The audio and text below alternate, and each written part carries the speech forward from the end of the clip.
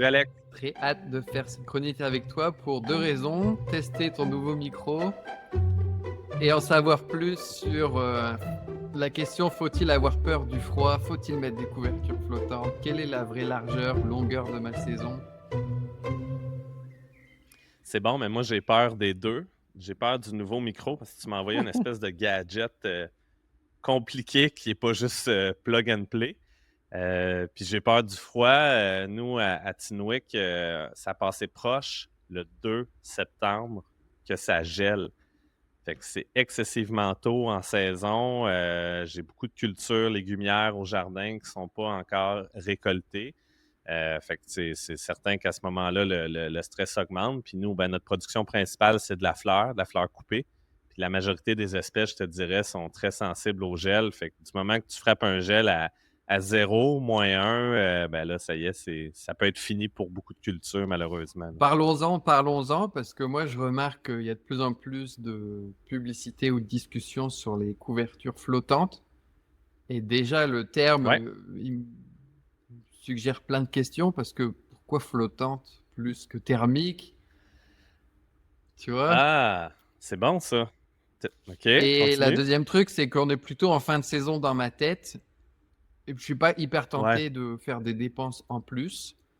Par contre, j'aime bien être bien ouais. outillé, pour les années d'après, donc soit. Et enfin, je te Mhm. dirais, au début de la saison, il y avait plein de petites choses à apprendre sur, quand est-ce qu'on peut lancer son sarrasin, les tomates, les risques de gel, tardif et autres.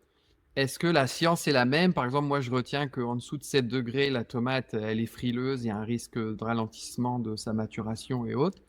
Est-ce que c'est la même Ouais. science qui s'applique sur la fin d'une culture, par exemple?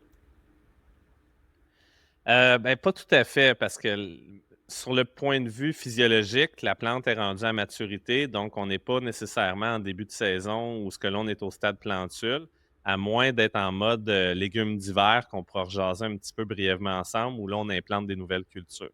La bonne nouvelle, c'est que ta couverture flottante, Alex, si tu l'utilises maintenant, que tu l'achètes pour cet automne, ben, si tu lui fais attention moindrement puis tu n'en prends pas une qui est trop fragile, elle va être réutilisable pour les saisons futures. Fait qu'autrement dit, c'est pas un achat jetable automatique.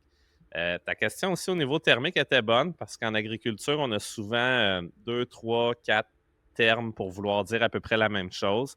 Des fois, c'est des variations régionales, je dirais, ou des habitudes. Puis en jardinage aussi, bon, on peut utiliser ou non ces termes-là comme on veut. Mais l'idée, la couverture flottante, si je le dis brièvement ou bien simplement, c'est juste qu'elle va flotter sur la culture.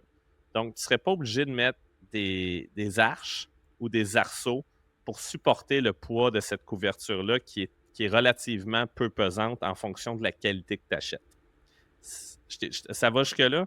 Je t'ai pas Parfait, je perdu? suis juste intrigué pourquoi les commerçants utilisent ce terme en façade parce que on est la Bon, fonction, elle est plus sur, garder au chaud dans ce cas-là. voilà. Puis, donc, c'est dépendamment, pour beaucoup de cultures, on va quand même souvent mettre des arches, OK? Surtout si les tiges sont fragiles, si la plante est moindrement volumineuse, si c'est au printemps, des jeunes plantules, Mmh. parce que chez nous, on l'utilise à la fois au printemps et à l'automne. Mais je ne sais pas pour toi, mais moi, j'ai souvent en exemple les champs de fraises qui jadis allaient mettre de la paille pour essayer de garder de la neige le plus possible. C'est une pratique qui se fait encore, mais de plus en plus aussi ce qu'on voit dans les fraisières, c'est ces couvertures flottantes-là qui sont comme des espèces de grands carrés blancs, de grands rectangles blancs en feutre qui vont être déposés directement au sol, sur lesquels ils vont mettre des poches de sable pour essayer de les garder en place là, avec la gravité. Puis, je me suis amusé à aller voir là, un site web qui en vend là, de façon commerciale. Puis, je peux te donner un peu la définition que les autres y en font au niveau de la description. Ça te va? Fait que la marque qui en vend beaucoup de ces couvertures-là s'appelle Nova Ouais. Grill. On peut aller sur différents sites, que ce soit Semences du Portage, nos amis d'Ecoumène ou nos amis de chez Dubois Agrinovation ont différents modèles qu'on peut acheter en ligne. Puis dans le fond, ce que ça dit, c'est que Nova Grill, c'est une couverture flottante composée de 3 couches superposées de fibres non tissées qui la rendent parfaitement homogène. Elle présente le meilleur effet thermique pour une protection des cultures contre le froid offert sur le marché. Bon, ça, c'est le pitch de vente, là. Mais en gros, tu sais, des fois, on utilise du matériel qui est tissé. Donc là, on va avoir des mailles, comme pour les filets d'exclusion anti-insectes. Tandis que là, c'est un peu comme un feutre. Il n'y a pas d'organisation nécessairement dans la fibre, mais ça fait en sorte que ça devient comme une couverte qu'on rajoute à l'automne dans notre lit quand il commence à faire plus froid. Puis dans le jargon populaire, on va parler de couverture flottante P19, P21, P30, P40. Donc, le chiffre fait référence au nombre de grammes par mètre carré du matériel. Fait que, mettons, la P40, Alex, c'est grosso modo le double de la P19. Fait que là, à ce moment-là, le nombre de couches de feutre est juste comme plus nombreux, plus épais, ce qui fait en sorte elle va laisser passer peut-être un peu moins de lumière, elle va garder plus sa chaleur, elle va être plus dure à déplacer, donc plus lourde un peu sur l'ensemble de la superficie. Mais le gros avantage, c'est qu'elle va moins déchirer parce que ça reste fragile, surtout les petites P19. La plus Puis vendue au après, ben, passage, tu hein. peux. Oui, je le Mhm. sais, mais moi, tu vois, je suis plus un adepte de la P21. Tu sais, la petite touche de plus qui fait en sorte qu'elle va durer dans le temps parce que je suis allergique au acheter et jeter, là. Mhm. Si ça se vendait usagé, j'en achèterais. Même chose pour les filets d'exclusion qui sont encore plus chers qu'une toile non tissée, dans le fond. Fait que la couverture flottante, grosso modo, tu sais, en termes de matériel, c'est ça. Puis si quelqu'un veut vraiment augmenter l'effet de température, il peut les superposer aussi puis en mettre 2 couches. Donc, c'est un peu le principe de la pleure d'oignon quand on s'habille pour faire du sport, pour faire du plein air. Et par rapport aux gestes techniques du printemps, on imagine qu'on veut sortir ses tomates assez tôt. Si on a des petites nuits froides, la veille, on va peut-être aller mettre une couverture flottante sur ces plants fragiles. Mais le lendemain, les journées repassent à 15. D'ailleurs, on a 2 très belles semaines qui s'annoncent devant nous, là. Je vois pas de nuit Oui. froide et que des belles journées. Donc les tomates, on espère qu'elles vont passer de vert à rouge. Mais ma question, c'est en fin de saison, la couverture flottante, est-ce qu'elle est là pour justement s'offrir, s'épargner des nuits meurtrières, mais le lendemain, on la réenlève ou on la laisse jusque la fin de saison? Ah, là, écoute, ça va dépendre de la chaleur, de la croissance, etc. Tu sais, j'ai donné un peu les poids, là. Et bon, si on regarde, là, bon, c'est à prendre avec parcimonie, mais c'est pas énorme la hausse de température. Fait que quand on arrive dans des toiles autour du 40 grammes, là, les P40 qui sont les plus épaisses, on va parler d'une hausse de température d'à peu près 4 degrés. Mais ça, c'est la nuit. Fait que t'as pas l'effet de serre un peu des rayons du soleil qui sont trappés à l'intérieur. En même temps, c'est du matériel qui respire. C'est pas comme mettre un plastique par-dessus une culture. Les plus minces, ben, à ce moment-là, dans la P19, P21, on va se rapprocher peut-être d'un 2 degrés. Donc, ça fait la différence, tu sais, pour protéger puis éviter un gel, mais pas pour des grands gels, évidemment. Mais après, si on la laisse en place, ben, la ventilation va être un petit peu moins bonne. Fait qu'on est peut-être mieux de l'enlever, surtout s'il y a de la pluie, pour que l'humidité elle puisse finir par être asséchée, aérée, puis éviter peut-être la prolifération de maladies. Fait que ça devient un genre de je l'enlève, je la remets, je l'enlève, je la remets. Puis à partir du mois de septembre, la luminosité, elle, ben en fait, depuis la Saint-Jean-Baptiste, la luminosité, là, depuis l'équinoxe, elle diminue. Donc, le plus qu'on a de lumière pour faire mûrir nos fruits, mieux c'est. Mais la couverture flottante, en gros, là, c'est comme le truc de grand-mère de mettre un drap par-dessus ses tomates, mais version professionnelle. C'est simple de même, c'est bête comme ça. Puis ça dépend de l'échelle. Tu sais, quand tu as des planches qui font 10 mètres de long puis que tu as plusieurs planches en culture, ben là, on s'entend Ouais. que ça commence à être contraignant un peu les draps, puis les draps contours, puis d'installer tout ça. Tandis que la couverture flottante, ben elle s'installe quand même facilement, là, assez bien, merci. Là. Et toi, quand on nomme couverture thermique, je vais m'amuser à changer de terme à chaque fois. Ouais, vas-y. Hem, Tu penses à quelle culture? Parce que je vais pas mettre ça sur mes courges, quoi. Ben pour les courges, c'est sûr qu'ils vont tolérer des petits gels. Le feuillage, par contre, il risque de mourir, mais c'est surtout les fruits tu sais, qui seraient à protéger des grosses morsures de gel. Si on est autour du 0-2, ça ne m'inquiète pas trop, mais c'est surtout pour les solanacées, je te dirais. Fait que là, tu te souviens des solanacées, c'est lesquelles? Ah, le petit quiz, hebdomadaire de PA pour moi, Ouais, ça va. ouais, Les tomates, je pense que c'est les ouais. principales, puis quoi d'autre? Ben, c'est poivron aussi. Pommes de terre, ça me dérange pas parce qu'à ce temps-ci de l'année, on veut justement qu'elles fanent, qu'elles sèchent, qu'elles meurent pour Mhm. pouvoir les récolter. Les poivrons aussi, mais encore là, si tu as mis un système de tutorage, ça devient un peu contraignant, tu sais, de venir l'installer. Je sais pas si tu me suis, là, mais ça peut venir vraiment Mhm. difficile à venir En hauteur l'installer plutôt qu'en par-dessus. longueur. Ouais, exact. Mais si tu as pris des cages à tomates, tout ça, tu peux venir les abrier par-dessus sans problème, dans le fond. Fait que, tu sais, c'est vraiment tout ce qui est sensible au gel, famille des cucurbitacées, tes concombres et compagnie, tes tomates, etc. Tandis que, bon, les crucifères, en général, ils vont être capables de prendre un certain niveau de gel. Les choux, choux de Bruxelles et compagnie, là, il n'y aurait pas trop de problème. La carotte aussi, elle va le tolérer un peu, betterave aussi, mais il ne faut pas que ce soit des grands gels puis des gels successifs, là. Et je rôdais sur les différents sites hier pour avoir plus d'informations sur ces couvertures, puis c'était difficile. Je suis content que tu nous donnes plein Ouais. d'astuces aujourd'hui. Il y en a une que j'ai bien aimée de Yves Gagnon là, sur Semence du Portage où il disait à partir de l'après-midi, ne plus les enlever pour qu'elles gardent la chaleur de la journée. Ah, Tu vois? ouais, c'est pas fou. Comme ton astuce Ouais. de l'humidité, l'enlever après une pluie, là, c'était un peu l'inverse. Oui. Ne Ouais, pas ouais. l'enlever pour garder la chaleur du jour. Ah, après ça? Mais le feuillage, ça dépend s'il est mouillé aussi. Tu sais, comment dire? En Mhm. agriculture, des fois, on peut passer par plein de chemins, mais il faut être logique aussi là, à ce moment-là, là. Fait que, oui, en fait, il y a pas de souci. Sa fonction, c'est de protéger contre les gels, mais tu sais, on la garde pas toute la saison. Si aussi, mettons, on l'a utilisé au printemps, puis qu'à un moment donné, c'est un légume-fruit, puis que les fleurs apparaissent, ben, veut pas, il faut laisser quand même la pollinisation, puis les pollinisateurs faire leur job.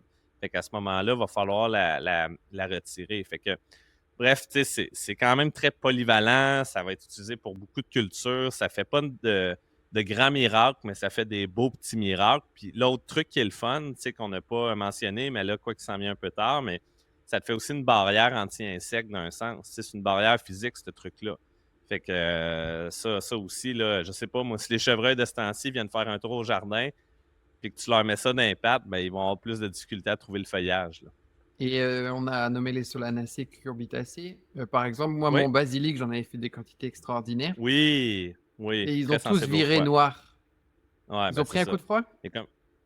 ben, il y a le froid, puis des fois, c'est un champignon aussi qui s'installe, qui se développe quand le froid arrive, mais le basilic, c'est vraiment super sensible au froid. C'est ça, hein. Fait que, ouais, il y a des plantes qui le sont moins, puis il y a des plantes qui le sont plus. Est-ce, est-ce que ça veut dire, Oui, vas-y. est-ce que ça veut dire, PA, que sur la main verte, on pourrait euh, quantifier par variété et par famille, bien sûr, la température minimum où il faudrait mettre une couverture flottante, connecter à la météo et envoyer une notification?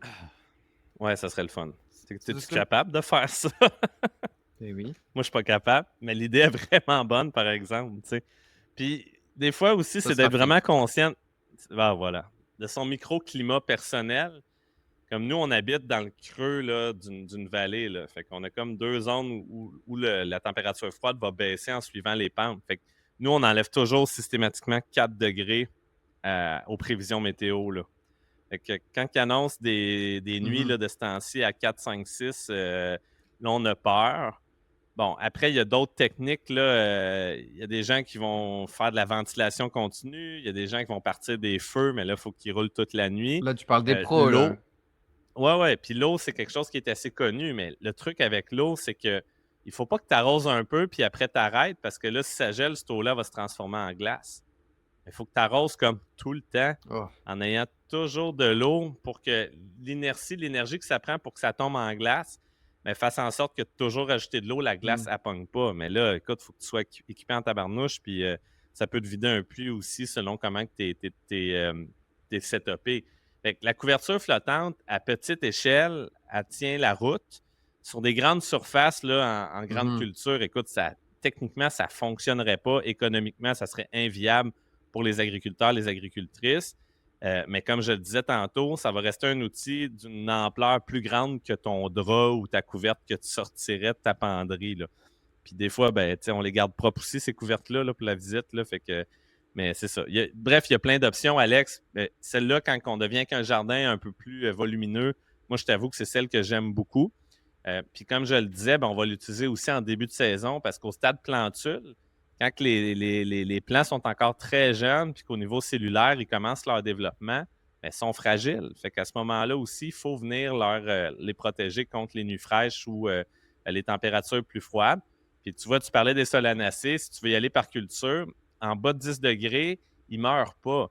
Mais métaboliquement, ils sont freinés, sont ralentis. Fait que tu vas perdre quelques jours le temps que la plante se réveille puis recommence à pousser. Là. Qui peuvent être très importants dans notre cas, les régions peut-être un peu plus froides que Montréal, par exemple, mais Ouais, aussi, genre, moi j'ai 0 serre, je voulais vraiment réussir mes tomates, j'ai pris que des calibres petits ou moyens. Donc ces ouais, jours-là, ils sont ultra importants parce que je veux me prouver qu'on peut réussir des tomates dans ce microclimat-là. ouais. Et je pense que la couverture flottante, en l'occurrence, ça peut être bon d'éviter ce ralentissement métabolique en Ben début oui, tu sais. septembre, quoi. Voilà. Puis surtout quand on n'a pas de serre ou même de serre chauffée ou minimalement chauffée, ben ça vient comme contourner un peu ou être outillé à être capable de le faire, dans le fond. Et pour les dernières 5 minutes, là, tu parlais Oui, de l'autre sujet que induit la couverture flottante, qui est prolonger la saison. C'est un peu le terme ouais, qui est utilisé commercialement autour des couvertures. ouais, Mais tu parlais des légumes d'hiver. Et aussi, des ouais. fois, on voit dans un épisode de C'est plus qu'un jardin, ils font une sorte de bac avec une couverture, une couche chaude ou une couche. Il y a- Tu vois, il y a la euh, couverture qui est en arc de cercle au début et à la ouais. fin. Ben là, je vois de mémoire, là, ça fait longtemps que je ne l'ai pas vu, mais c'est peut-être des couches froides qu'il a faites. Parce que pour que ça soit considéré comme une couche chaude, il faut comme que tu aies Fumier une source chaud, là. d'énergie ou un Mhm. fumier qui va dégager de l'énergie. Là-dessus, écoute, ça doit se trouver via YouTube, où je te l'envoie et tu le mettras en lien, mais il existe un excellent documentaire qui remonte, je crois, aux années 50, 40, 60. Je ne me souviens plus de la date Ouais, exacte, mais fait par l'abbé Proulx. Puis on voit des gens préparer des couches chaudes à base de fumier de cheval parce qu'à cette époque-là, les chevaux étaient encore très présents au Québec, dans les campagnes, sur les fermes, etc. Puis on les voit préparer des couches chaudes à la fois en campagne, à la pocatière, à une époque où les couvertures de neige aussi étaient beaucoup plus épaisses, fait qu'il fallait les pelleter, mettre du fumier, mettre un châssis, mettre le terreau, de la paille autour pour isoler. C'est un méchant travail, mais ils étaient contents probablement, eux, d'avoir des radis parce qu'ils ne devaient pas avoir de supermarché à 2 pas de chez eux pour aller faire le plein d'ananas, de bananes et Mhm. compagnie. Puis on les voit aussi en ville. Bon, aujourd'hui, ça peut se faire à la limite avec des câbles chauffants et tout. Là, il y a différentes techniques. La couche froide, ben, elle, on va mettre une couche, mais il n'y aura pas nécessairement de dégagement de chaleur en dessous.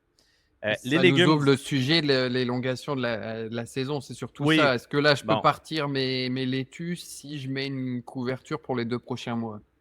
ben là, on est rendu mi-septembre. Ce qui se passe, puis je te ramène à ce que je disais tantôt, c'est que c'est comme si nous, notre saison a commencé à finir à Saint-Jean-Baptiste. Parce qu'à partir de là, la lumière baisse.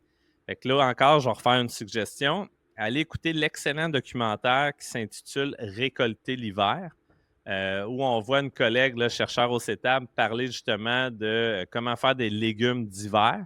On voit aussi Catherine Sylvestre de l'Institut jardinier maraîcher là-dedans. On voit mon ami François Biron de la ferme Chapeau-Melon expliquer c'est quoi leur stratégie pour prolonger les saisons, qui est la continuité d'être en primeur en début de saison. Mais en gros, Alex, là, il implante les cultures en ce moment. Là, parce qu'en septembre, la luminosité est bonne. Puis là, le CETAB, le Centre d'expertise et de transfert en agriculture bio, à ma connaissance, ils n'ont pas encore tout publié les résultats, mais la date d'implantation va jouer sur le résultat final, tout comme le choix de la variété et d'autres paramètres. Mais bref, plus tu attends pour implanter en octobre, moins il y a de luminosité, donc moins la plante va avoir le luxe de faire de la croissance puis d'accumuler des réserves pour être capable de tolérer ces froids-là. Donc, c'est comme si on repartait un jardin en septembre. La croissance se fait, la photosynthèse se fait, la plante va pousser.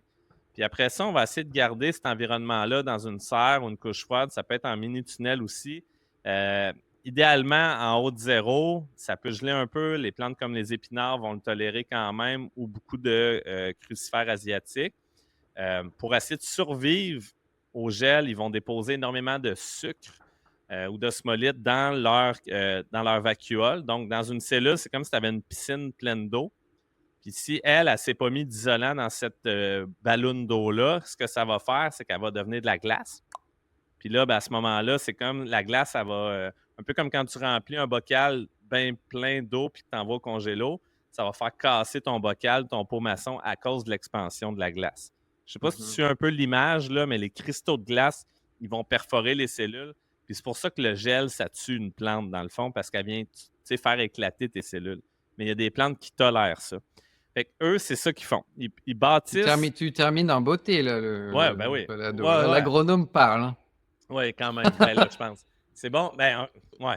Puis c'est pas si complexe que ça, là, sur le plan scientifique, j'essaie de résumer, là, mais en gros, c'est ça. Tu bâtis la biomasse. Bio, c'est le vivant. Masse, c'est le poids. Donc, tu bâtis ta plante en septembre. Après ça, elle tombe comme un peu en dormance. Puis là, ben, eux vont aller la récolter plus tard, quand justement les taux de sucre à l'intérieur vont être meilleurs, qu'il va y avoir moins d'agriculteurs, moins d'agricultrices présents sur le marché. Donc, les prix aussi vont être bons. Fait que c'est comme si ta couche froide ou ta serre froide, elle te servait de frigo, Alex. Fait que, tu sais, grosso modo, ben, c'est un peu simpliste, mais il te reste juste à récolter. Puis d'autres plantes, elles, qui sont capables de passer au travers de ces intempéries-là, ben peut-être que rendu en mars, avril, là, le soleil est plus fort, ben là, peut-être qu'ils vont commencer à se réveiller et refaire de la croissance. Mais des légumes d'hiver, c'est un peu ça le message. Tu ne plantes pas ça en novembre. Là. Tu plantes ça septembre, fin septembre, max début octobre. Là. Yes. Vas-y, pour terminer, 30 secondes à nommer ce qu'on peut planter maintenant, à la limite. Ah, ben là, tu sais, tout ce qui est crucifère asiatique, là, bok choy, pak choy et compagnie, Mizuna, tu peux faire de la roquette, tu peux faire des laitues. Il y a encore des choses qui peuvent être faites comme ça en autant de les protéger. Est-ce qu'au jardin, il commence à être tard? Moi, je sème encore des engrais verts. C'est encore possible de faire des radis, des rabioles, c'est un 6 à 8 semaines. Mais encore là, quand une plante te dit 6 à 8 semaines, ben, plus il y a de lumière, plus tu es à 6 semaines, moins il y a de lumière, plus elle prend ton 8 semaines. Mais c'est pas grave, si le calibre, la grosseur est plus petit, c'est bien correct aussi. La roquette, je pense que je l'ai nommée, mais on va sortir un peu des légumes classiques, puis on va aller vers d'autres types de légumes. Les oignons verts aussi, c'en est un bon exemple, les oignons à bottler qui peuvent être faits.